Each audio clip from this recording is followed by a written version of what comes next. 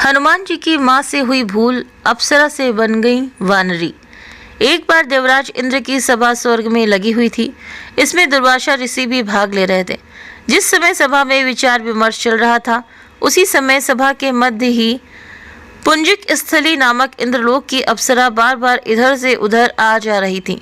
सभा के मध्य पुंजिक स्थली का ये आचरण ऋषि दुर्वासा को अच्छा न लगा।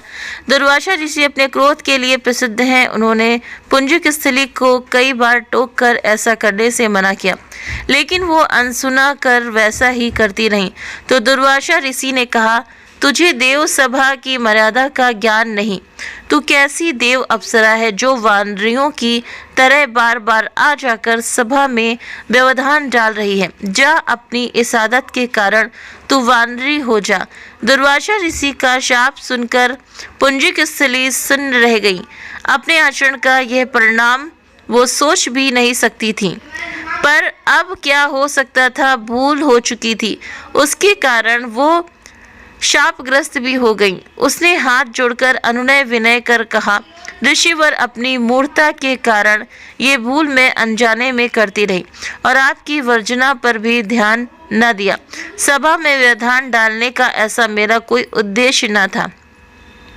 कृपया बताइए, अब आपके श्राप से मेरा उद्धार कैसे होगा? अप्सरा की विनती सुनकर ऋषि दुर्वासा पसीज कर बोले, अपनी इस चंचलता के कारण अगले जन्म में तू वानर जाति के राजा विरज की कन्या के रूप में जन्म लेगी। तू देव सभा की अप्सरा है, अतः तेरे गर्भ से एक महान, बलशाली, यशस्वी तथा प्रभु भक्त बालक का जन्म होगा। पुंजिक अप्सरा को संतोष हुआ। पुनर्जन्म में वानर राज विरज की कन्या के रूप में उसका जन्म हुआ। उसका नाम अंजना रखा गया। विवाह योग्य होने पर इसका विवाह वानर राज केसरी से हुआ।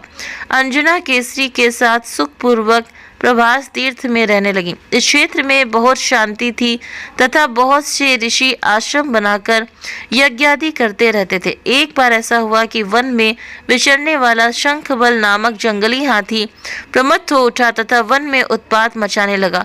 उसने कई आश्रमों को रौंद डाला, यज्ञ वेदियां नष्ट कर दी। उनके भय से भागते हुए अनेक तपस्वी बालक आहत हो गए। कई आश्रम उजड़ गए।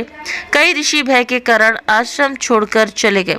केसरी को जब शंखबल नामक हाथी के इस उत्पात का पता लगा तो वो आश्रम तथा आश्रम वासियों की रक्षा के लिए तत्काल वहां आए और शंखबल को बड़ी कुशलता से घेर कर उसके दोनों दांतों को पकड़कर उखाड़ दिया।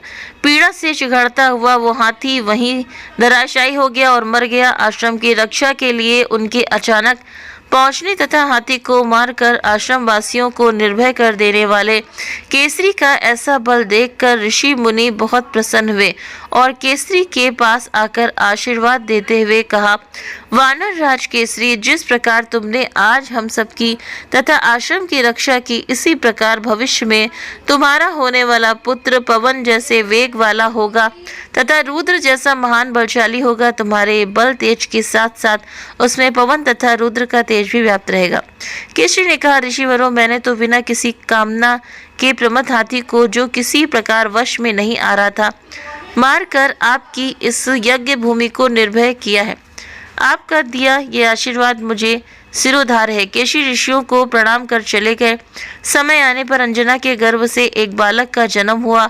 उसमें अपने बाल्यकाल से ही ऋषियों द्वारा दिए आशीर्वाद का तेज झलकने लगा।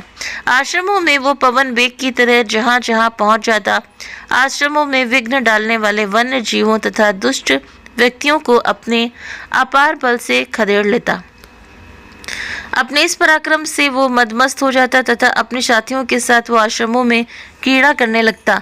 उनको खेलने से कोई रोकता तो वो उसको भी तंग करने लगता। बालक तो था ही, उसके बाल कौतुक से जब ऋषियों को असुविधा होने लगी तथा उनके पूजा पाठ और यज्ञ में व्यवधान आने लगा तो उन्होंने उसके स्वभाव में शांति लाने के लिए आशीर्वाद जैसा श्राप दिया कि तुम अपने बल को हमेशा भूल जाया करोगे।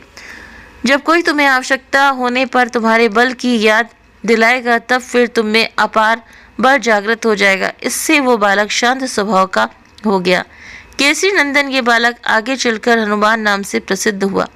सीता जी की खोज के लिए जब कोई समुद्र पार करने का साहस नहीं कर रहा था और हनुमान भी चुप बैठे थे, तो जामवंत ने हनुमान जी को उनके बल की याद दिलाई थी। तब उन्होंने समुद्र पार कर सीता की खोज की। तो अगर आपको ये कहानी पसंद आई हो, ये जानकारी पसंद आई हो, तो वीडियो को लाइक करें। चैनल पर पहली बार हैं तो सब्सक्राइब करना ना भूलें। इस वीडियो के बारे में आप सभी की क्या राय है तो प्लीज़ आप मुझे कमेंट करके भी ज़रूर से ज़रूर बताएं। मैं आप सभी के लिए नई नई जानकारियाँ, नई नई कहानियाँ लेकर आ रही हूँ, तो इसे आप सुनना ना भूलें। कहानियाँ सुनकर के, जानकारी समझकर आप सभी को कैसा लगता है तो प्लीज़ आप मुझे इसके लिए कमेंट करना ना भूलें। मिलते हैं आपसे नेक्स्ट वीडियो में। आप सभी खुश रहें, स्वस्थ रहें, मस्त रहें, इसी उम्मीद के साथ में नई जानकारी और नई कहानी के साथ में आपसे फिर मिलते हैं। Thank you.